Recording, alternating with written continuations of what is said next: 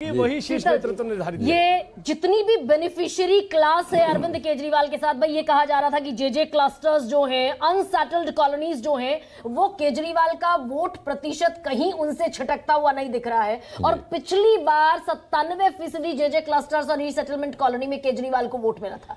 अगर इसमें मैं कहूं कि सेंधमारी भी हुई है तो कितनी सेंधमारी हुई होगी कि सत्ता ही खिसक गई। देखिए, अब इनका करीब 10% वोट कम हो रहा है पिछले चुनाव से, तो निश्चित तौर पर सेंधमारी तो हुई है। एक तो इनका एरिया गया है मिडिल क्लास में, इनका जो 21% था उससे कम हुआ है। जब पोस्ट पोल के डाटा आएंगे तो पता लगेगा।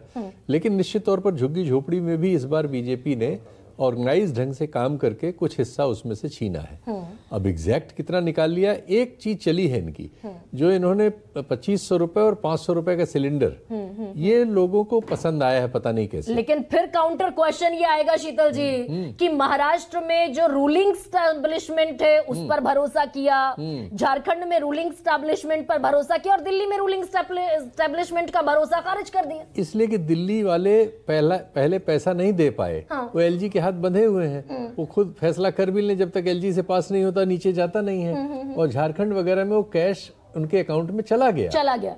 ये अकाउंट में कैश पहुंच जाना और सिर्फ वायदा करना, दोनों में एक दूरी है। अच्छा राजीव, क्या ये करप्शन जिसको बीजेपी ने इतना बड़ा मुद्दा बनाया, मैं अक्सर आम लोगों से जब बात करती थी तो लोग कहते थे कि भाई हजार करोड़ के घोटाले होते हैं, ये 100 करोड़ का घोटाला अगर कर भी लिया 11 साल की सरकार में तो क्या बड़ी बात होगी। इस तरह का एक नॉर्मल परसेप्शन आता था। लेकिन राजीव, क्या यही भ्रष्टाचार भारी पड़ा क्या, अगर मैं इस टैली को अंतिम टैली मान लूं?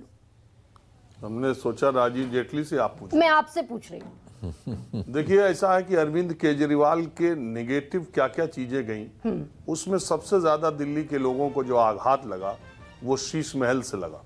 अरविंद केजरीवाल से ये उम्मीद नहीं की जा सकती थी कि जिस आदमी ने 10-12 साल पहले कहा था न गाड़ी लूंगा न बंगला लूंगा, वो इस तरीके का घर बनवाएगा, रिनोवेट कराएगा, और वो भी कोरोना काल में। एक झटका तो ये लगा। दूसरा झटका, जो अरविंद केजरीवाल का कोर वोटर है, जो गरीब झुग्गी झोपड़ियों में है, वो एक पर एक फ्री जो शराब का मामला चला था उसी समय, उससे जो महिलाएं उनके प्रति बहुत ज्यादा पीछे के चुनाव में उनके साथ थीं, उनको कहीं ना कहीं था, हालांकि वो दौर बहुत थोड़ी देर का था, लेकिन उसका एक असर पड़ा लोगों के दिमाग में। और ये जो निगेटिविटी है अरविंद केजरीवाल के खिलाफ जो बातें आई, और तीसरी बात कि इनके जो कैंडिडेट्स हैं और आम आदमी पार्टी के जो बहुत सारे नेता हैं, उसमें अहंकार भारतीय जनता पार्टी या कांग्रेस के नेताओं से भी ज्यादा सत्ता का अहंकार दिखाई देने लगा था।